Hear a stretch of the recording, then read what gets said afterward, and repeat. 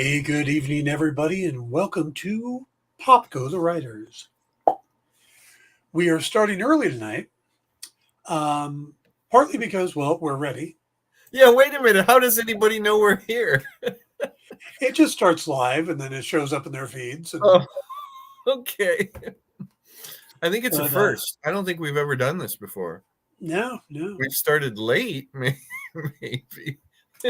yeah, and we've started not at all, but Yes, I know. You don't have to always remind me of that. It's always my fault. no, I actually did 40 minutes of the show when you didn't show up. Right, I know, and I feel bad. Stop reminding me. You brought it up. I wasn't talking about it. One of these days, I'm going to be here and you're not. That's not going to work very well since I got to start the show. Yeah, that's true. I wanted to start off with, and this may be a little on the downer side, but we had two passings this weekend, and both hit me kind of hard. Okay. Richard Moll was the first one, Yeah. and I think Night Court was one of my favorite sitcoms when I was younger. Because Yeah. I don't like sitcoms. I don't like shows where it's people acting stupid, and if they actually communicated, they'd get out of a situation. And I never felt that's what Night Court was. Night Court was just always really good writing and acting. Yep. And Richard Moll was so good as Bull Shannon. And then you see him in other places doing villains and the voice of Two-Face on Batman the Animated Series. Yeah. And the guy was phenomenal. And then I had the opportunity to actually meet him and talk to him for a bit. I saw the photo of you guys on Facebook. Yeah, he's leaning down onto me, so he is taller than me, though it doesn't look it in the picture. I always got the impression that he was taller than most human beings. He's 6'8", or he was 6'8", so I'm 6'6". That's He's taller than most human beings.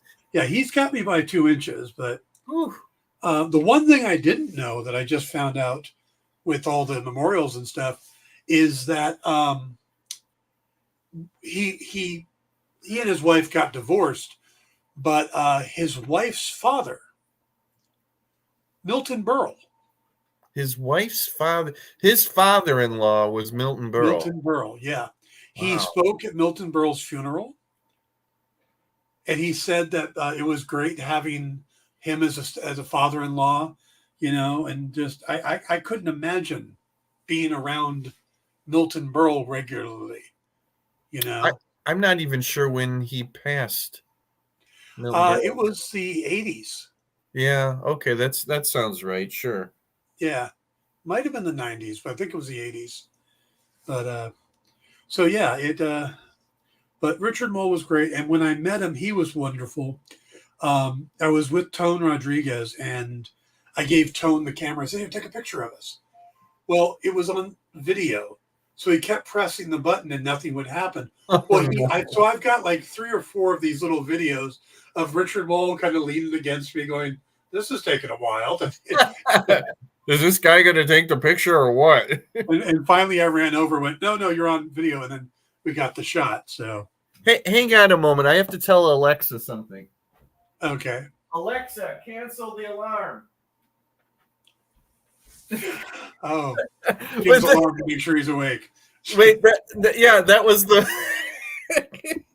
I'm sorry. Yeah. You were doing a very heartfelt tribute to Richard Moll, and I'm telling Alexa to turn the alarm off.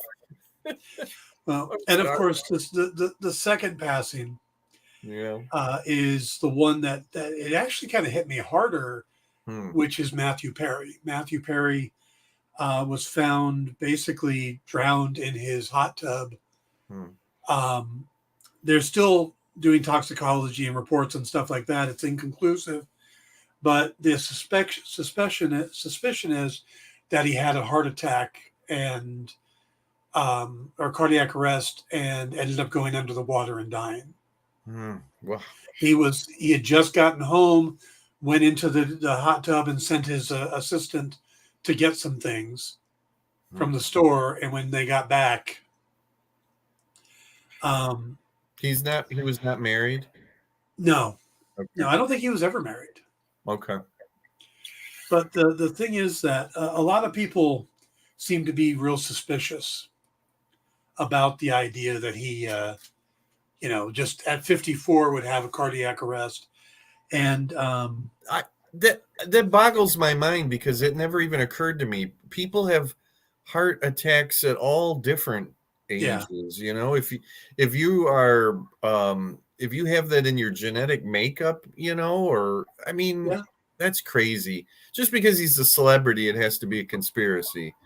Well, and it's a little more than that too, because he has a history of substance abuse. It's Okay. well documented. He Yeah. was alcohol and also painkillers. Mm-hmm. And from a personal experience, my sister had a similar lifestyle for a long time, turned her life around, and was um, actually raising her grandkids. And when it was in the bathroom, had just taken a shower, got out and had cleaned her life up, wasn't doing anything, and had a cardiac arrest and was found dead on the floor at 52. You know what it So, reminded me of was Carrie Fisher, another person who, because of a lifetime, a history of abuse, it doesn't matter. I mean, that takes its toll on yeah, you, whether or not you're, cleaned up. Now, unfortunately, they found out that she wasn't clean when she passed, but I think it was because she was back into working, and had a lot of pressure on her and all of that. But that stuff just takes its toll on your heart and everything. yeah, Wow. yeah. He Now, was see, I, 50, he was 54, is that correct? yep, one Yeah, year older than me. 4 years younger than me. Yeah. Matthew Perry meant a lot to me because when Friends started in 94, I was 24 years old. And I grew up in a household with some very funny people. Hmm. My father was always very funny. My brother is just like can get you rolling on the floor crying. Hmm. And then I have an uncle, Dave, who is probably the funniest person I've ever met in my life. Hmm. And they're all storytellers. And I was always shy around that because I always thought, well, they're not going to get what I want to say. They're not going to understand. It's not the type of humor they do. Hmm. And then Friends came on, and I started watching the sarcasm, the delivery, the way Matthew Perry did his humor, that it wasn't your typical humor, Hmm. you know. And this was all stuff that wasn't necessarily in the lines, it was how he delivered it, Yeah. that he could make just about anything funny. And I picked up on some of that stuff.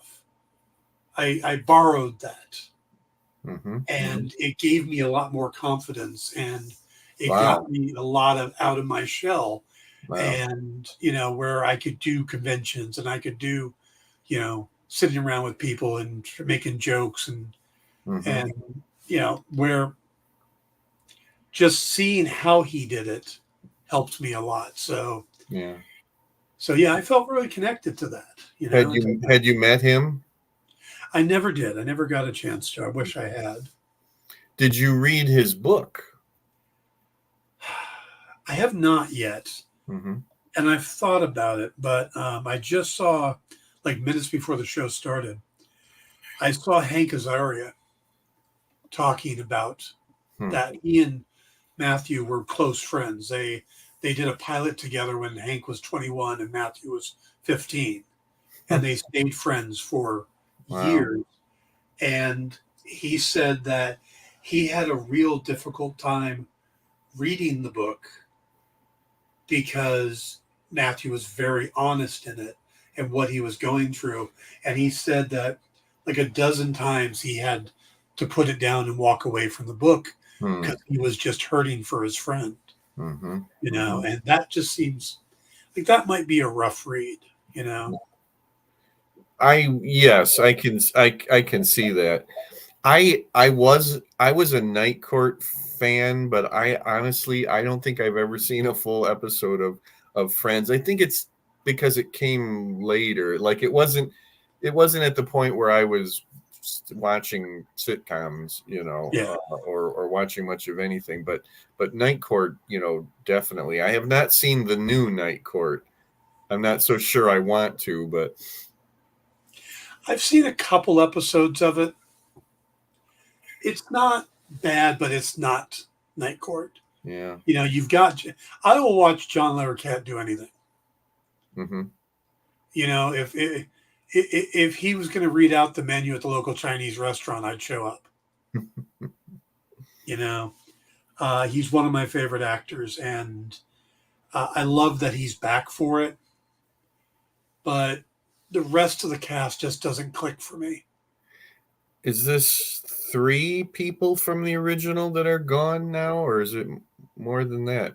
Actually, it's everybody but Larroquette and Marshall Warfield.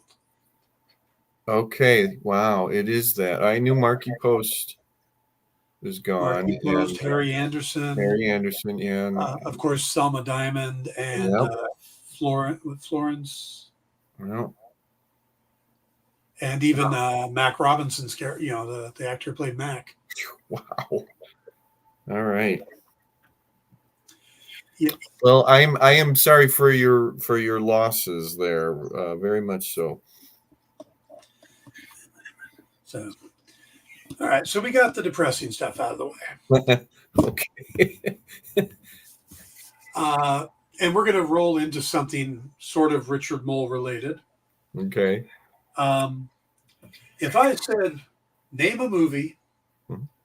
from the 80s Mhm. that's become kind of a cult classic and features the music by Queen, what movie would you say? Flash Gordon. Yes, but I'd be talking about Highlander. Okay. Does Queen do Highlander? Is that right? Yes. Okay. All the music, Princess of the Universe, Who Wants to Live Forever. They do more music for Highlander than they did for Flash Gordon. I don't know how that would be possible because they did all of the music for Flash Gordon. Right, but they only wrote like one or two songs for Flash Gordon. Okay, songs. Yes, they also did like the incidental music too. Well, yeah, but Yeah. they wrote Okay, an I entire see what you're saying. album. Yes. Yeah, they wrote an entire album of songs for Highlander. Okay. But if you're wondering the Richard Moll connection, when the franchise went from movie to television, Mhm. and they had the episode with both Christopher Lambert and Adrian Paul as and connected the two characters, the Highlander or the immortal they were going up against was named Slan Quince, played by Richard Moll. Okay, is that right? Huh. Yeah. And I bring up Highlander, besides the fact that I was obsessed with it when I was younger and used to buy all of the TV series on VHS tape when they would come out. Oh. Had the trench coat, had the sword. Yes, I've been a nerd my entire life. Not that there's anything wrong with that. No. But they've decided they are going to reboot the franchise. I heard that, yes.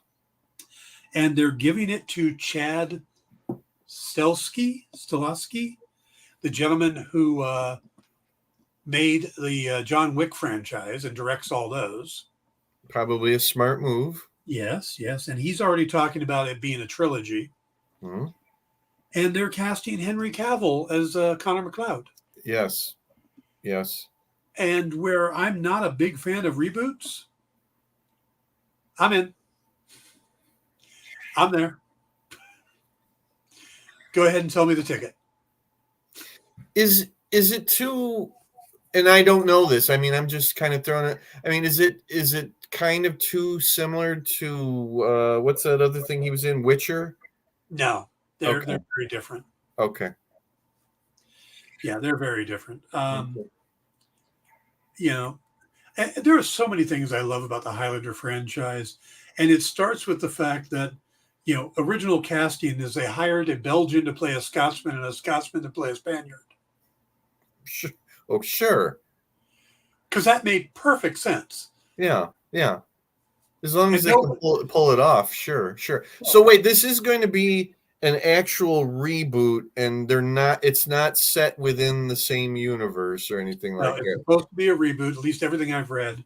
Well, what would you said that's okay, or would you rather have had it that it was within the same universe? I'd like them to start over.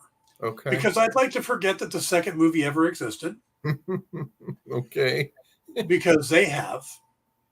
You ask any Highlander fans, there is something called the Renegade cut of the second movie. Mm-hmm. There's Highlander the Quickening and Highlander 2 the Renegade cut. Okay. And nobody acknowledges the Quickening. Okay. And that's because it turned them into aliens. Is it like the Phantom edit of the Phantom Menace? Like where they cut out all of Jar Jar's parts? Well, they went through and re-edited the movie and removed all the alien stuff. Okay. For the Renegade cut. And every Highlander fan out there is like, nope, that's the second movie. That other one doesn't exist. No, they're not aliens. No.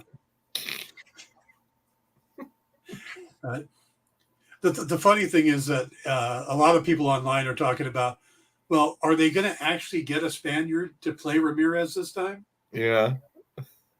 I would think in this day and age they would have to, because you'll get the production crew will be like accused of something. I don't. Yeah, and the obvious choice at that point is Pedro Pascal. Oh well, yeah.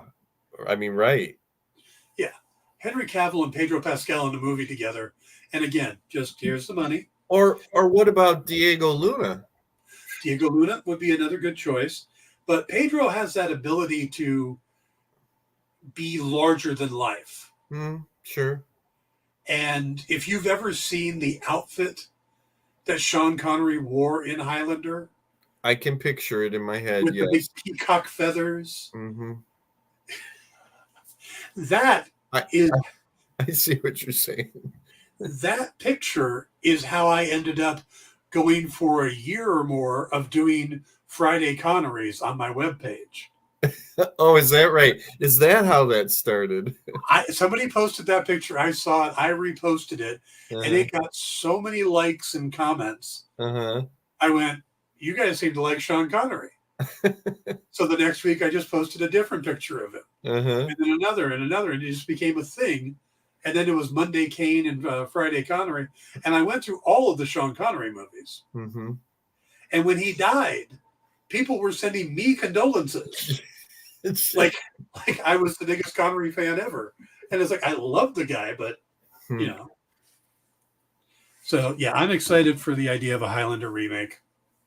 So what are the, when is that targeted for? Well, if they can actually end the actors' strike, it's supposed to start filming.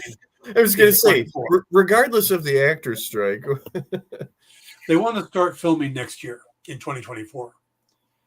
Partly because they really want to lock in Henry Cavill. Yeah. He's in demand right now. He's got 2 Guy Ritchie movies coming out. That's a really good question. With the strike going on, can any studio negotiate with an actor's agent, or is even that off the table? That's off the table. Both the Chad Stilisky and Henry Cavill were attached to this prior to the actors' strike. Okay. The reason it's moving forward is that Lionsgate has said that they are going to basically there's this big studio show coming up that is where they basically the studios go out and they look for distributors and they sell these things and they get distributed in all around the world. And so that's what's happening is they're taking it out to distributors now. Okay. Are you still following the strike? And if so, how much are you following it? I haven't really been, other than I know it's still going on. At the moment, what they're saying is that they feel they're getting close. Okay. They ended the negotiations for the day, but the fact that they're negotiating on a Sunday and they didn't take the weekend off Yeah. is a sign that it's coming. They all seem very positive right now. Do we know what any of the real sticking points are? It hasn't been made clear. Okay. Um, the studio or the AMTP makes an offer. The SAG-AFTRA, rejects it, makes a counter offer. It goes back and forth. I think at the moment, SAG is the one that did the most recent counter offer. Okay. But they are talking, and hopefully this will get resolved soon. Did you feel that anything that was settled with the writers helped in any way with the actors? I think it did because it's the same studios. It's the same See, AMTP. that's what I was thinking. So what ground they gave to the writers, they can't really keep from the actors. And I think Hmm? AI. I don't think the studios necessarily cared about AI. I think Hmm. it was a gift to them. Hmm. I think it was a gift that allowed them to have a bargaining chip Okay. because they could use it, but it's still not in a place where it could successfully do what the Actors Guild and the Writers Guild are afraid it can do. Mm-hmm. Now, it's closer with writers. Mm-hmm. Could it crank out a script? It's getting there. Mm-hmm. Could it, really substitute? There's a movie out, a Disney movie, where it's a basketball game at a high school, and they filled some of the crowd with AI characters, Hmm. and it is so obvious. Okay. So So do you think that practice will continue as far as the studios being able to like an extra, not necessarily a lead person or whatever, but take extras or scan them or whatever, and then just use their image, no matter what? Or is I it going don't. to be, if it continues, are they going to just have to pay more to be able to do that? I think it will not be part of this contract. Okay. I think the AMTP expects to lose this one. Mm, Again, they're using it to give them leverage in other areas that they more important because okay. I don't think the technology is far enough along that it would really be useful. Yeah. But these contracts aren't very long. So by the time the contracts come up again, then the technology may be actually useful and then they can do something different. So I Mhm. don't think they're necessarily giving up something all that spectacular at the moment. They're just using it, and that's just an outsider point of view looking at this. Sure, sure. But I think it's something they're willing to give up because they cannot use it quite the way they'd want to yet. Okay. Well, I'm hoping that, yeah, that this can get settled and everybody can get back to work. It's funny. I was talking with a friend of mine at work today, and I was saying, the Marvels is coming out, and then I stopped and I went, you know what? I can't even remember what the heck the next Marvel movie is supposed to be. And he was like saying, like, well, maybe there won't be any until this all gets settled. And I said, no, they were working on something. And it's funny. It's like I could not remember. Finally, it hit me that it might be Deadpool might be the next one. Deadpool got moved. Yep. Deadpool would have been the next one in May, early May, Yeah. but it's not. Even if the strike ended next week, it would be difficult for them to get it done in time for May.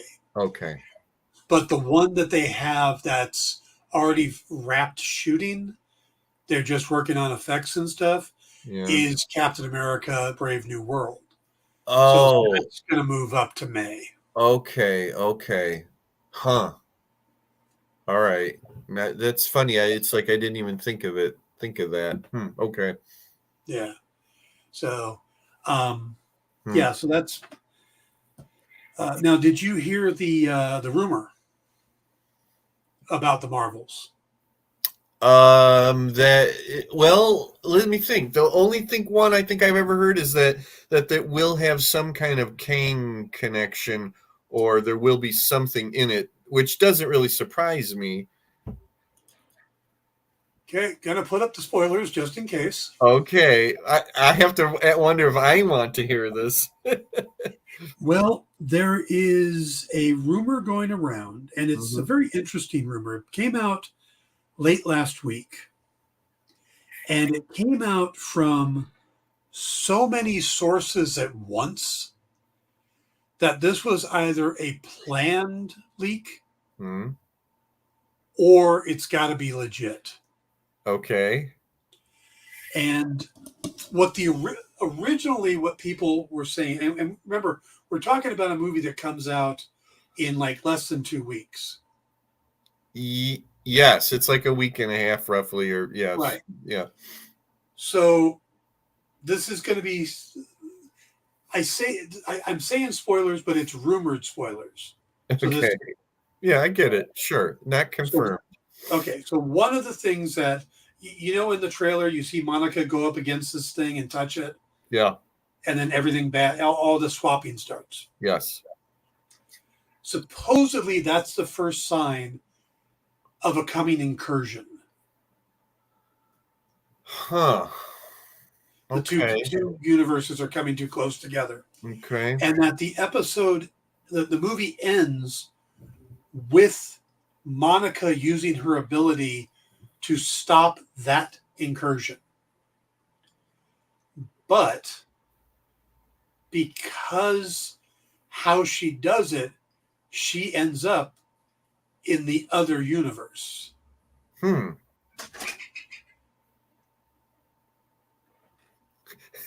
Uh-oh. I don't know. It sounded like a bird was trying to die. Um, so now the original rumor was Uh-huh. that when she wakes up in the other universe, she's looking at her mother, who has the Captain Marvel powers or has the photon Oh. powers. So it's like Oh, the 838 version. yeah. Yeah, yeah. But now they're saying that's gone.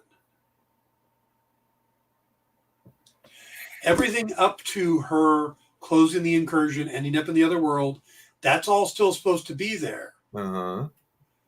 But who's standing over her when she wakes up is supposed to be different now.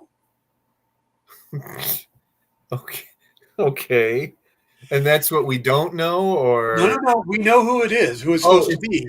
And this is the rumor that hit the web on Thursday, and all of the the the the leakers or all the people that are supposed to be the insiders yeah. all came out with this at the same time.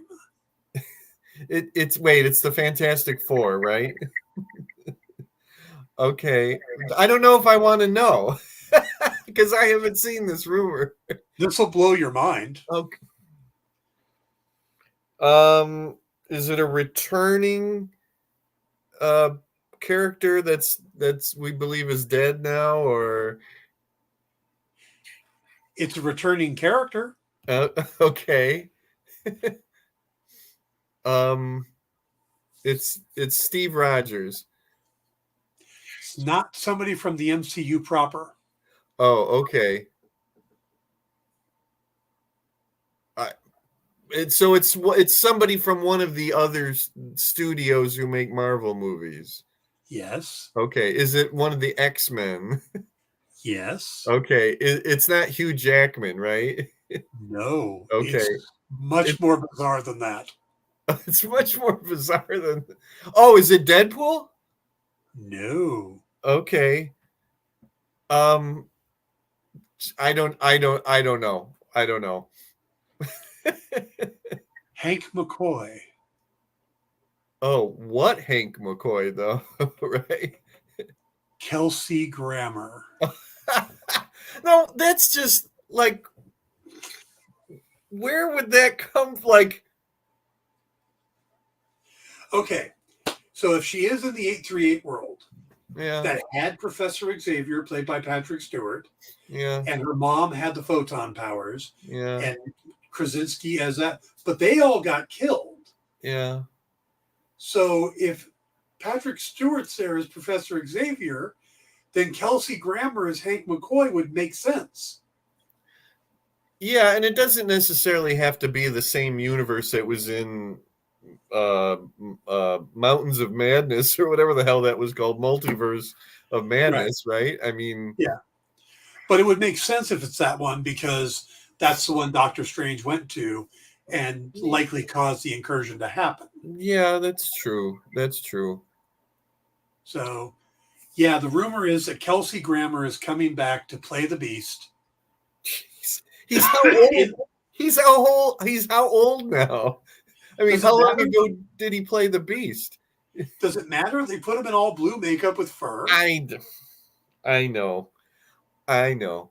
You know, that's very interesting because I was thinking about that this Marvel's movie, as much as we know about it, is sort of innocuous sounding, meaning Yeah. like it seems more like a fun bit of fluff before we get into the bigger things or whatever. So maybe that's what they are trying to do is kind of fool us, and then all of a sudden everybody hears about no, there's something really important, in it. Yep. But so ticket sales were originally low on this, Hmm. and low like Ant-Man and the Wasp or Ant-Man Quantumania level. Yeah.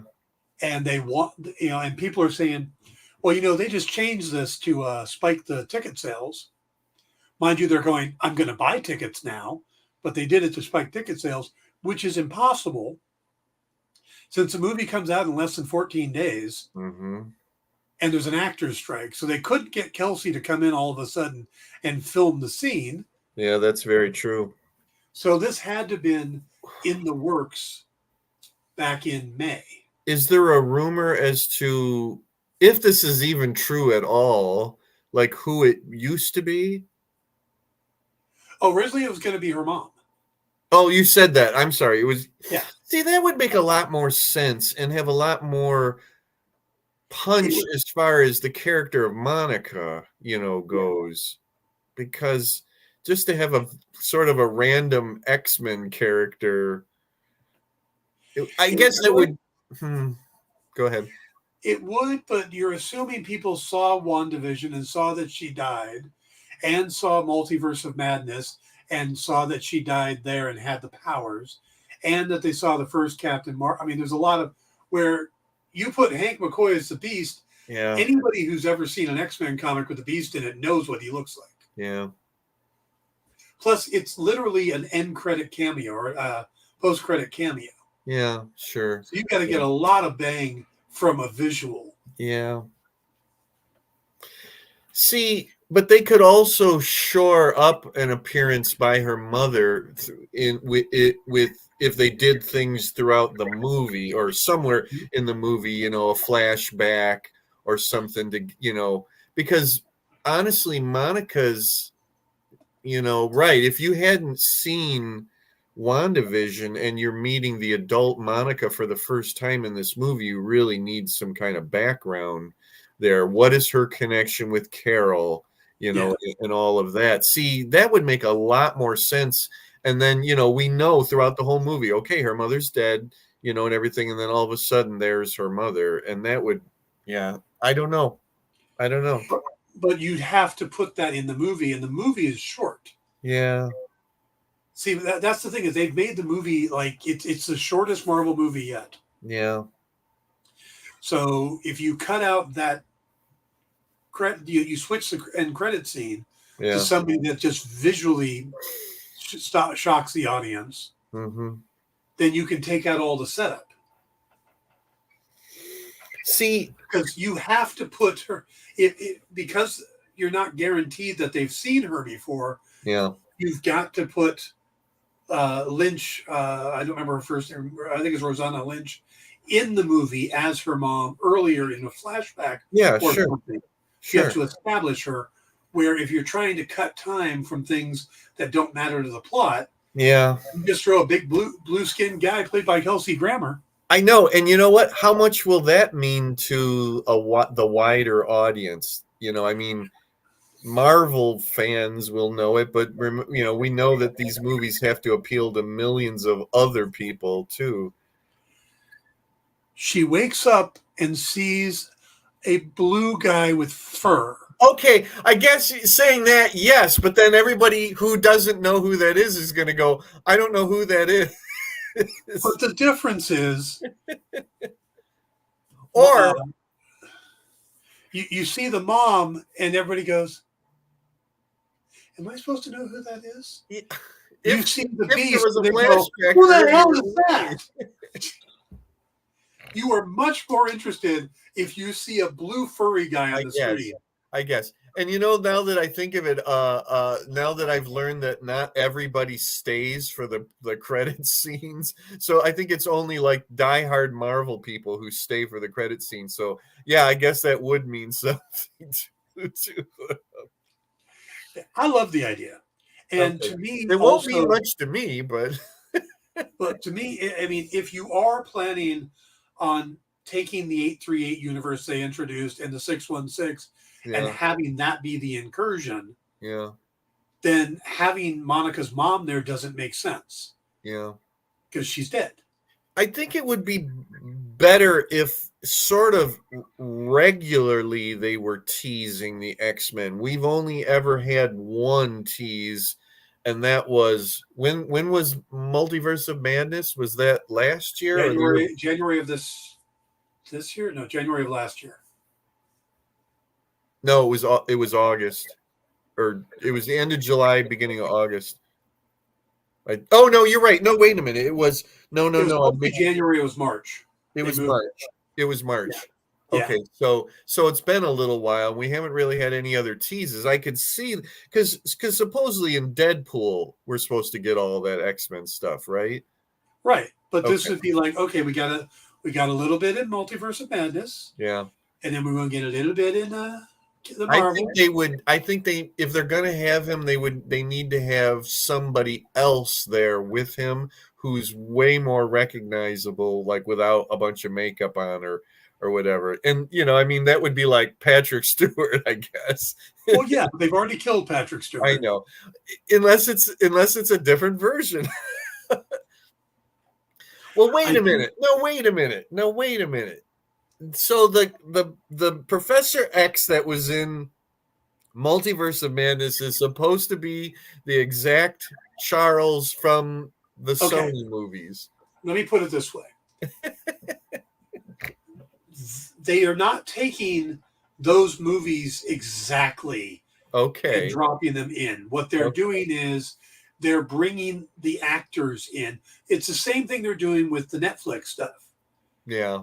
Yes, they're bringing Vincent D'Onofrio and John Bernthal and Charlie Cox, but they're not bringing everybody. So they're not bringing it wholeheartedly and making it canon, but they're bringing the actors in. Yeah. So this is whatever 838 universe is going to be, and they can do what they want. But in doing so, they can do the little winks and nods, like bringing Tobey Maguire in or Kelsey Grammer. And he's hot right now, So Frasier is back. It makes complete sense now. He crossed the picket line to do this. The funny thing is that a lot of people look at his role in X3 as being one of the better things in X3. Is that right? Because of how he portrayed him. And people say he just didn't get enough to do. He should have gotten more. So, and that Kevin Feige worked on those movies. Yeah. Yep. That's where he got his pedigree into stuff. Right. So, yeah, I didn't Kevin just recently say that all the Netflix stuff was all canon? No. What did he say? I thought that's what he said. What he said I have it on a cue card here. Yeah, I have the book he says it in. Oh, okay. It's from the forward from the new timeline book he did. Okay, good. I'm glad you have it there as a reference. Yeah, let me. By the way, this thing's an absolute hoot. Yeah, you do feel it's worthwhile? I haven't really looked into it yet. So far, I just picked it up. It says, Okay. on the multiverse note, we recognize that there are stories, movies, and series that are canonical to Marvel, but were created by different storytellers during different periods of Marvel history. Hmm.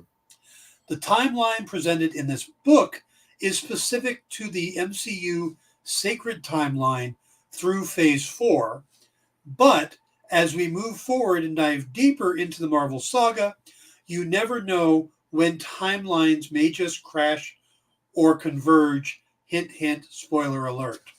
So, what he's Okay. saying is those are canonical to the existence of Marvel, Yeah. but they are not necessarily part of the MCU. Gotcha. So, but Until they feel like they yeah, are. basically what he's saying is they exist in their own universe and Yeah. it's part of the multiverse. Yes. And we may or may not ever touch upon that stuff. Right. Yeah. So, Kelsey Grammer. Okay, I can't wait now. Here I was looking forward to other parts of the movie, and now I'll just look forward to that. Yeah, so this does tie back to our opening conversation because Kelsey Grammer, of course, famous for Cheers or for Frasier, but started on Cheers. Another person who started on Cheers was Harry Anderson, who then, from his role on Cheers, went on to Night Court, which had Richard Moll. Takes us back to our original conversation. It all makes perfect sense. It does. We craft this show like a fine artisan winemaker. I feel like Kevin Feige. All right. And you said the magic words, sacred timeline. Sacred timeline, which means we should move on to Loki. A branched timeline. A branch timeline. All right. So I got to ask the big question. Okay. Did I understand anything that went on? When we got to the end, and Victor Timely ran outside. Yep. Did you see that coming? I did not. No. And like I said on my Facebook, I didn't realize that the show was ending at episode 4. I mean, that really was they really kept that one secret. It was a huge surprise, but no, I did not see that coming at all, that he would become spaghetti. I had a tiny inkling that it was going to be an ending like that. Mm-hmm.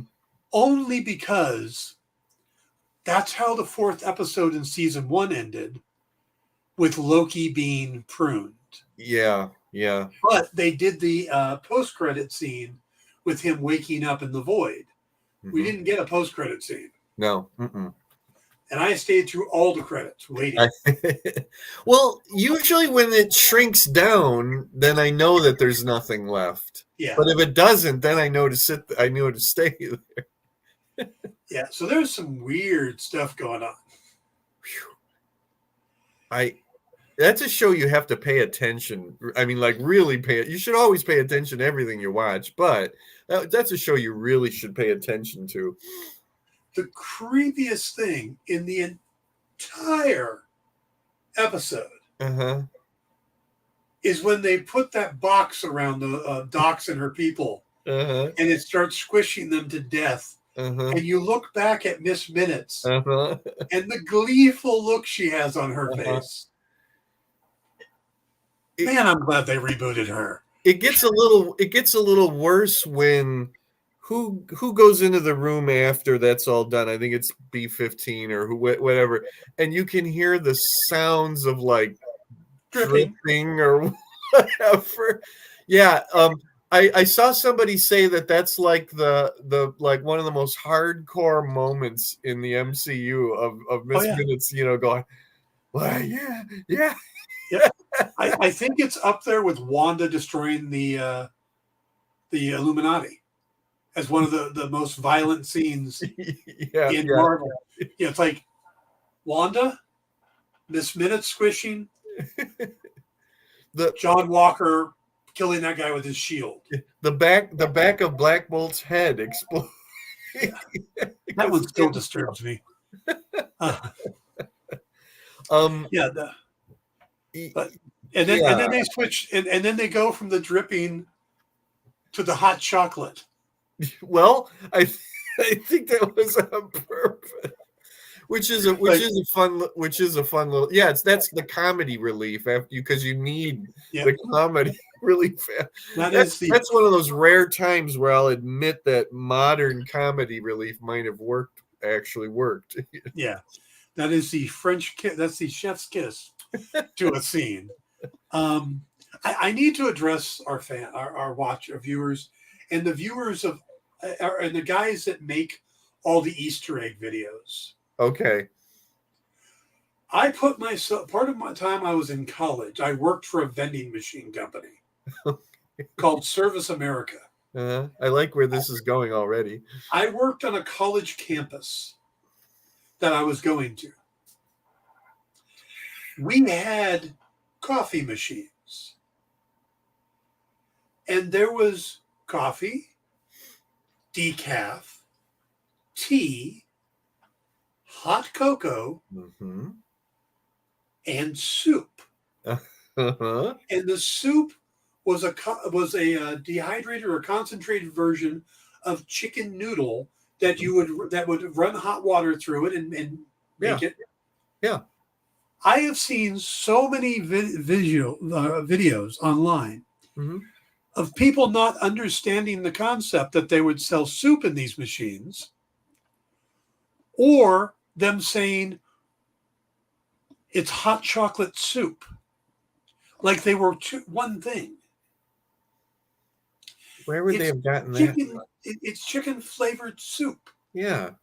It was a yellowish thing with little green dots in it, or little green flakes in it, Yeah. and hot water runs through it, just like it runs through the hot cocoa and makes hot cocoa, and it runs through tea and the coffee, and You can go into the grocery store and buy instant soup cups that you add hot, boiling yeah, water to. I mean, yeah.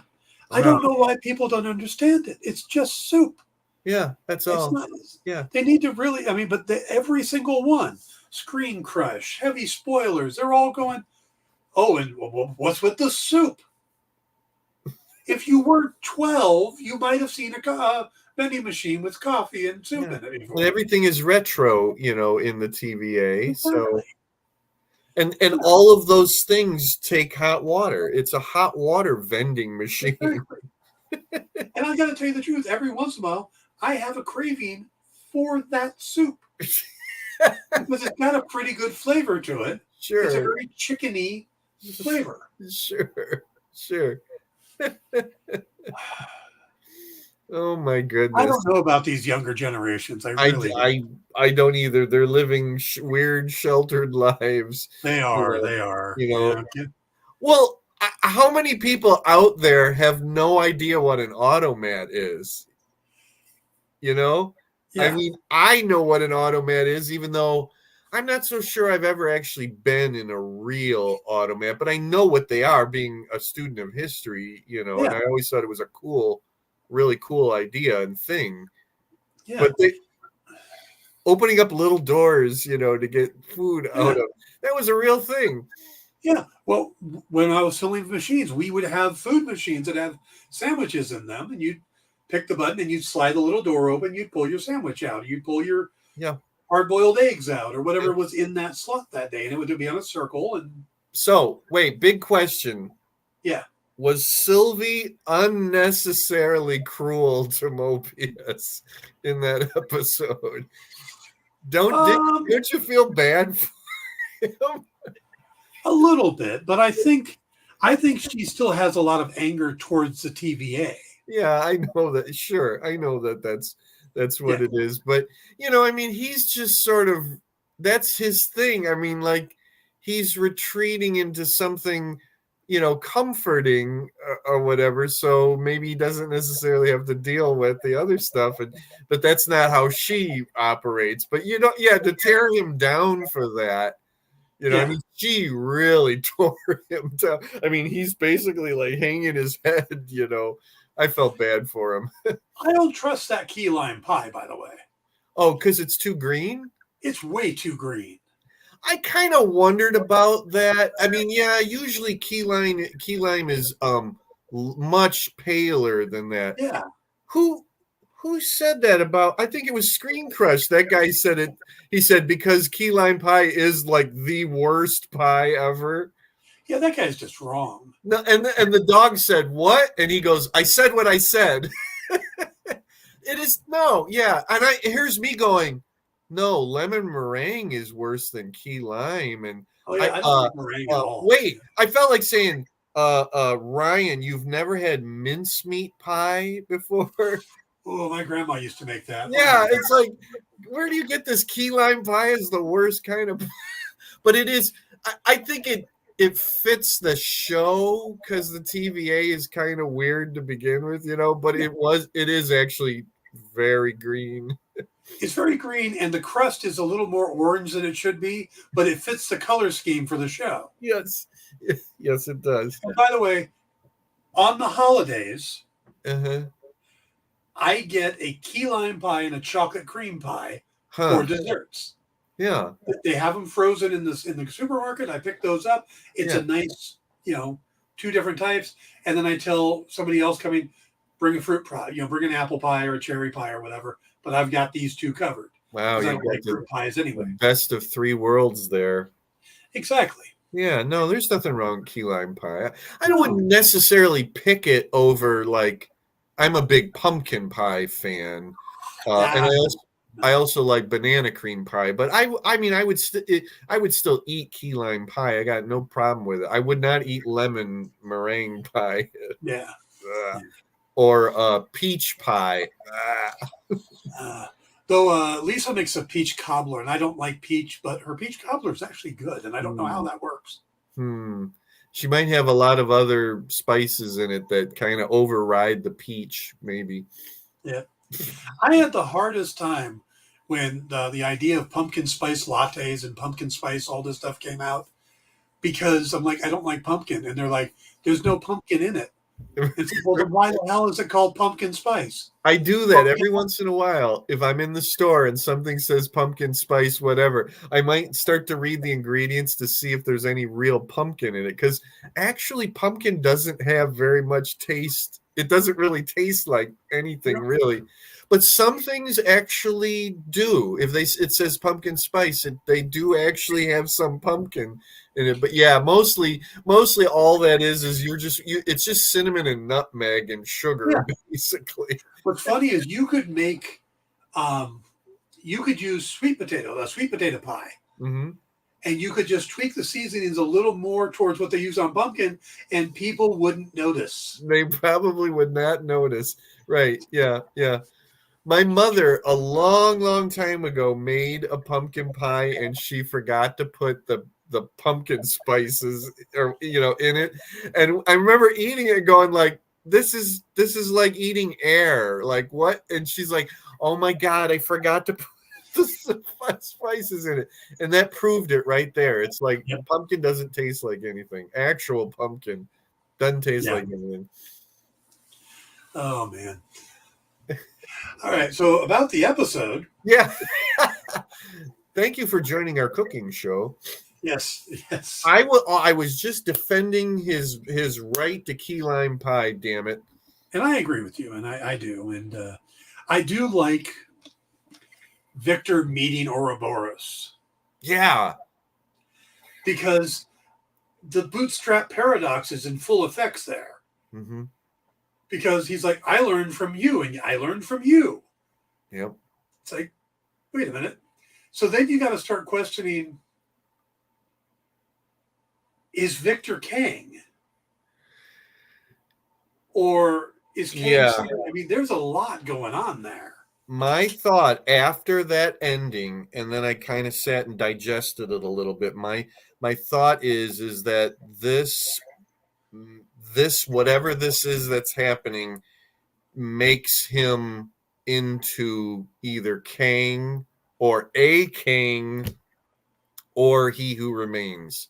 That's the that this is the thing that he goes to the next step. I don't know. Well, actually, what it made him into was spaghetti. Unless that's just all like his doing. Like I don't know. Or he's Well, going to evolve, after this. I don't know. well, let's throw out just a little bit of wild ass speculation. You know I, what? He may actually come back as Kelsey Grammer. I like it. Kang from the comics started in the 30th century. Uh-huh. Mm-hmm. Yep. He Who Remains talks about the scientist that started the whole thing coming from the 30th century. Mm-hmm. Victor started in 1890 something. Right. So what if Victor is not actually a Kang, but is an ancestor of the one from the 30th century, that he went, I need to jumpstart. He's got this plan to, when He Who Remains gets killed, he needs to jumpstart everything to start again. So he has the book sent to his ancestor, who would come far enough along to jumpstart it, knowing that there would have to be the Simral aura to open the ship or open the doors. And then, so his plan still, we might still all be part of He Who Remains plan. Yeah. Yeah. Do you think it's going to be like a whole new reality when it comes back? I think they're going to do, and I don't remember the term for it, but they're going to do a time loop thing.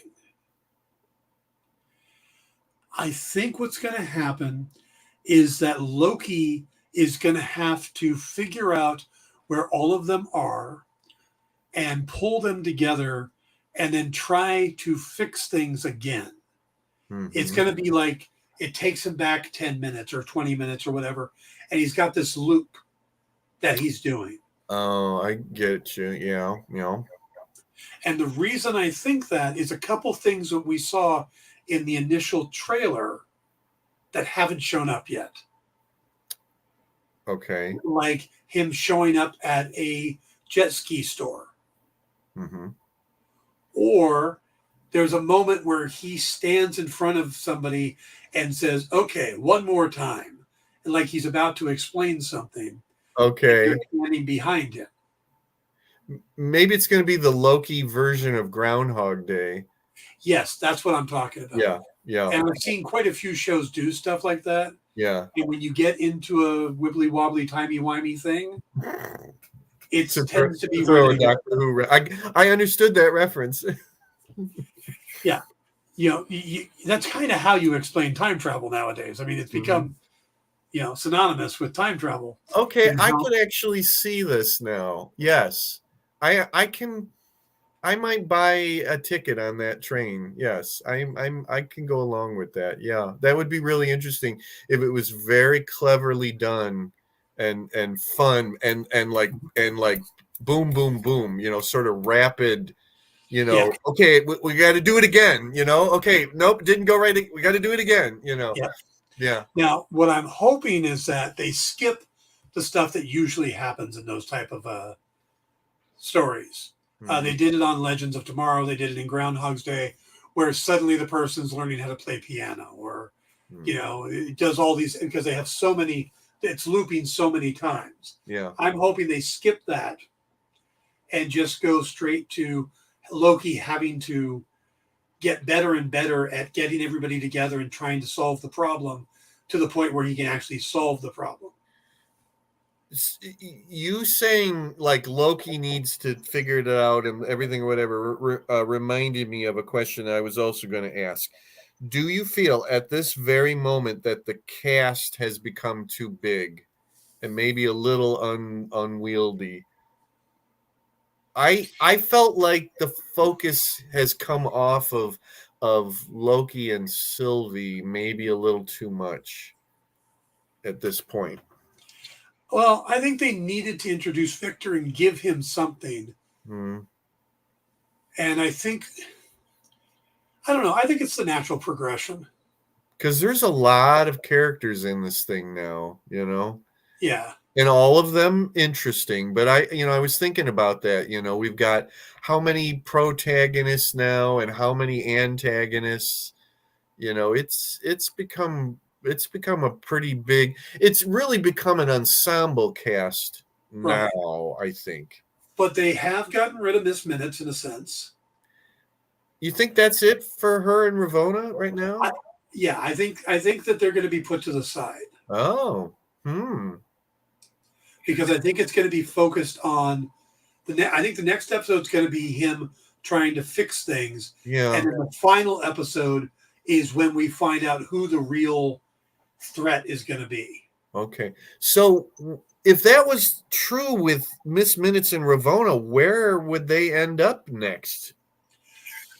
Miss Minutes had to be shut down so that the new loop for Yeah. Kang or He Who Remains can create her. There can't be two Miss Minutes, and Yeah. he creates her. Wait a minute. Where's the scene where she says maybe we don't maybe we don't need him, maybe we never did. Is that before they go? That's the very beginning of the episode when they're in the castle in time. Oh, okay. I'm twisting things around then where that was. Okay. Um, wow. Okay, that would be really interesting. Do you feel like there's going to be a third season of this show? I think there'll be a third season, but I don't think it's going to tie into this. Okay. I think that from everything that the everybody's talking about who's working on it, Yeah. this is book 1 and 2. Basically, these two go together. Yeah. So, and I think when we leave this, we are going to have the Kang that goes on to Kang Dynasty. Okay. That I really feel. I wish we could at some point have Loki sort of reinserted or reintroduced into the bigger MCU. I think he What's will. funny is we've been following this guy for so long, and he's a variant. I have to keep reminding myself that the real 616 Loki is dead. Yeah, because I mean, he only ever talks about up through the first Avengers movie because that's all he knows. Mm-hmm. Because when he got arrested or taken away at the end after the Hulk beat him up, he then went to the TVA. Yep. That's it. Yep. It'd be really interesting to have this Loki meet Thor. And that's part of what they want to do. Uh-huh. The same producer said that they do want to bring him back into Thor. Yeah. And I think it will happen in either Kang Dynasty or Secret Wars or both. Yeah. So I see that being the direction. But I think we're going to get maybe not a complete ending, but I think we're going to get a satisfactory conclusion to this chapter, this set. I hope so. I hope so. Do you foresee Miss Minutes making the leap into the movies? Possibly. She's been really well received. Saying like one of the best evil AIs ever, on film or whatever, and yeah. I'm not so sure that Ravonna is. I don't know. I can't really see her being in a theatrical movie, No, and the character doesn't usually make those. The character is more of a foil, not a foil, but a motivator. Mm-hmm. Mm-hmm. She's usually the girl in the fridge, to borrow Gail Simone's term. Yeah. Mm-hmm.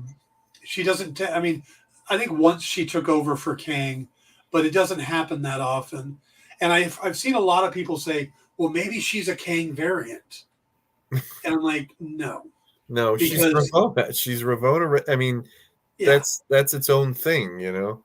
yeah, if she was a Kang variant, that would be doing the exact same thing they did with Sylvie.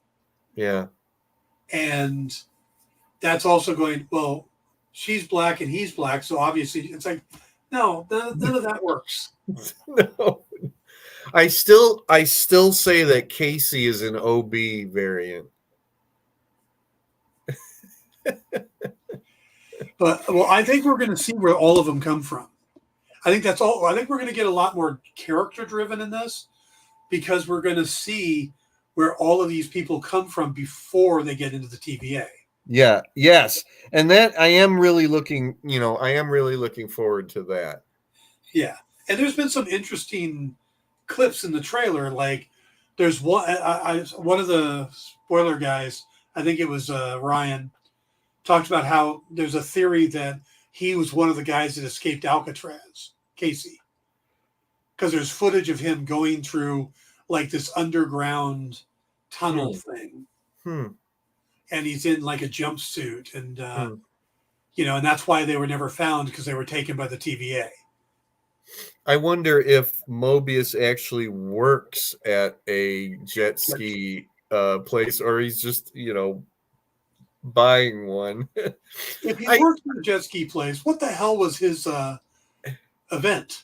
What was his incursion event or whatever they call it? I do really want to see Loki and Sylvie reconciled. It's hard for me to see them still at odds, through this whole thing. Yeah. I'd like to see them bring her a little further along the Enchantress line. Yeah. Mm-hmm. Because I think it's all laid out there. I think it would be great. Yeah. Yeah. Agreed. So, and they never got to the Enchantress in any of the. Though in Agents of Steel's, they did have Lorelei. They did. I was just going to say they had Lorelei. That's about the closest that they got to it. Yep. Yeah. But yeah, when he walked outside and just spaghettification happened. Spaghettification. It's their word. And then there's spaghetti pie too. Don't forget that. Yes. But the word spaghettification is on the floor when you walk into that room. Yeah. So that was mean and nasty. We have 2 episodes left. And I'm not going to sit here and say I don't see how they're going to wrap this up. I won't say that either, I promise. Because they've got 2 episodes and they're doing some weird stuff. I could see them totally coming up. Mm-hmm. But will they stick the landing? Because this really has been good. Yeah. What's funny is it literally ends right before Marvels is released. I mean, literally, like I'm getting it at 9 p.m. on Thursday evening. And then the very next morning, I'm going to go see Marvels, although it'll be literally going on while Loki is playing here. Cool. Yeah, I don't know when I'm going to get over to see it. My schedule's still kind of all over the place. Mm-hmm. But I'm sure I'll get all the rumors and... I'm sure you will. Spoilers and stuff. Sure you will. But yeah, I'm really curious what they're going to do. Because I do think that episode 5 is going to be him looping and coming up with a way to save the TVA. Yeah. And then episode 6, like last time, we'll find out who the big bad really is. Mm-hmm. Mm-hmm. I mean, they're kind of following the same formula. Yeah, and I didn't really realize that, but yes. I'm just being open to whatever, I'm looking forward to it, and not really thinking too hard about it. Yeah, I'm just enjoying this, and not trying to solve everything or oh, it's going to be this guy. They're going to bring this guy in. No, just let's see what. Never would have imagined that I would like this show as much as I did. I go back to what I said when they first said what the first however many Marvel shows were, and I would like put them in order of like how I was looking forward to it. And Loki was always like towards the bottom or at the bottom. It's like, yeah, whatever, I'll watch it, you know. Yeah. And then here I am. It's like, wow, this is one of the best ones of all. I don't think I liked the first one as much as some other people. I liked it, Mm-hmm. but I still had stuff like, you know, the more straightforward Marvel stuff like Moon Knight and Falcon and Winter Soldier, Yeah. Hawkeye were still, because Mhm. they're straight comic book stuff to me. Yeah. But having gone back and rewatched it, and then this season, I'm kind of forced to look at it as a whole, and it's brilliant. Mm-hmm. You know, what they're doing this season is so good. Yeah, top to bottom, you know, writing, acting, effects, design. I love the design of everything, and so, yep, totally agree. Yeah. And Owen Wilson, they didn't take the ultimate thing they should have done. Victor gets pulled into spaghetti. The big light happens. They move in past Loki. They move right towards Mobius. And all he had to do was go, wow. Boy, Owen Wilson, wow, would have been they missed that opportunity, man. Yeah. I'm telling you. It just would have been beautiful.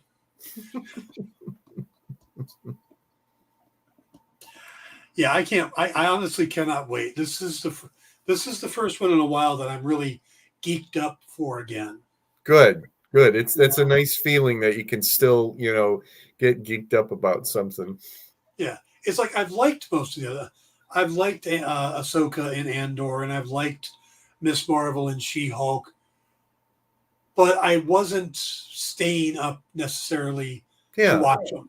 Yeah, I totally get what you're saying. You didn't feel like when you got to the end of one episode that you go, oh man, I can't wait till the next episode. That's nice when I get that feeling about a comic book these days, because it rarely happens where I go, man, I can't wait till the next issue. Yep. This is definitely a show where I'm saying, like, how long until the next episode? Yeah. I think for comics, the last time I felt that good was, I don't know, I think Kelsey Grammer was playing the Beast. Okay. Well, folks, on that note, well, we'll find out in about a week and a half. We will find out if you're right. It's not me; it's the internet. Okay. But you're supporting them. I think it's a pretty interesting rumor, and I think it makes a lot of sense. Okay, I'm going to not come down one way or the other on that one. I'm going to just wait and see what happens. Yep. But yeah, hey, we got a Balder the Brave cameo. Yes, we did. Yes. He was a little stiffer than Daniel Craig, but yes, we did. If I was them, I would just keep teasing Balder the Brave for like forever. Just keep going and going, and then suddenly announce a Balder the Brave TV series. I want it just for Daniel Craig to show up, because that means he would have cameoed both in Star Wars and Marvel, which I think is awesome. Yeah. It's just a ridiculous cameo in Star Wars that you don't even see him. Right. I know. It doesn't even really sound much like his voice, I don't think, either. No, it's just so bizarre, because you're going, how does she learn how to do the Jedi mind trick just all of a sudden? And you're not thinking who the Stormtrooper is. So, hey, I think we filled a show plus. It's already 7. All right. See, well done. And most of that was talking about pie. It was. maybe we'll do a holiday special where we just talk about pies. Okay. For Okay. ties from movies and TV shows. Somehow we always end up on cooking subjects. I don't, I mean, I guess it's because I love food and you love food, so it's just Yeah. natural, you know. And I learned to cook in the last 4 or 5 years. Right, right. And Right. I'm sort of still learning to cook even after all this time. What we didn't talk about, and we said we were going to, was Werewolf by Night. I did watch the color version, and I still prefer the black and white. It's cool. It's neat to see it in color. Yeah. It's a little too vibrant color for me. I wish they would have gone a little more desaturated and look more like the Hammer films. But I'm I'm if so you've been glad I watching in didn't black and bother. white, Nope, so yeah. glad I didn't bother. It misses the point. But Uh-huh. gonna keep us for a minute. There were a couple things I didn't notice the first time through, or I'd forgotten. One of which is in the very beginning when Jack shows up and he's got the makeup on. I forget that he's got the whole makeup thing going on. Yeah. And there's the Scottish hunter Mm-hmm. with the big beard Mm-hmm. talking to him. And I guess I listened more closely this time. Uh-huh. And I picked up on the fact that he was hitting on Jack. Oh, I don't think I got that at all. Because Really? he's like, this whole thing, it works really well for you. Yeah, you look good that way. And then he starts talking about how lonely it can be being a hunter. Okay. How did I I get it the first time? I didn't get that at all, but I maybe I'll watch it again and see. Okay. And I've then the never heard second anybody thing, say that. That's a very interesting theory that you have there, Dan. he goes from complimenting his look Uh-huh. twice Uh-huh. to talking about how nice it is to meet each other and how lonely it gets as a hunter. And Okay. it's like he's totally hitting on him. Okay. Yeah.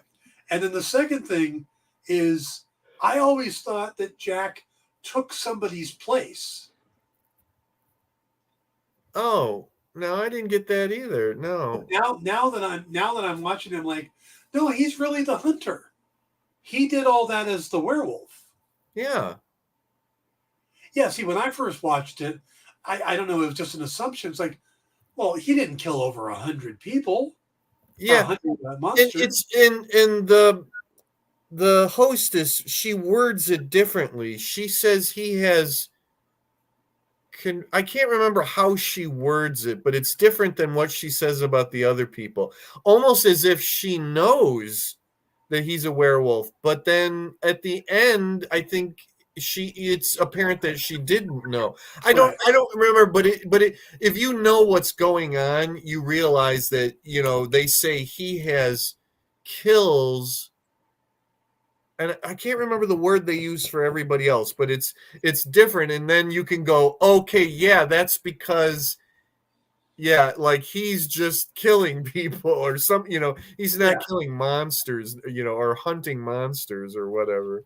But yeah, that was the thing because, like I said, I kind of thought that he had just taken somebody else's medallion and was pretending to be the hunter. And then it's like dawned on me, like, no, he's actually the hunter. Yeah. Yep. Yeah, it's a cool little movie. I so wish that they would have been able to do like one a year at Halloween and get to some of the other, monsters or whatever. I'm still holding out hope for that. Yeah, well, it's tough with the strikes and everything going on. Yeah. So hopefully this will get wrapped up, and they're kind of rejiggering everything they're doing and moving things around because pandemic bumped so many things, and now the strikes are bumping things. And they went an awful long time without confirming Werewolf by Night. Yeah, it was like, hey, it's coming out tomorrow. Yeah, pretty much. Yeah. Yeah. So that's where I'm kind of thinking, like, maybe we'll get a nice surprise at some point. Another one of the, it's just an hour-long thing. That was perfect.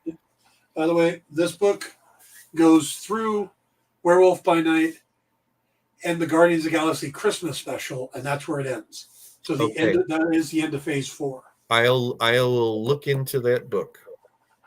Yeah. Plus, if you ever have somebody break into your house, it is big. You can kill them with it. Okay. That's nice to know. All right. We are going to wrap it up there, folks. We will be back next week with more fun Loki talk and whatever else comes to mind. Talk about whoever dies because people seem to be dying like crazy. And yeah. And we'll talk about whatever happened on Halloween. So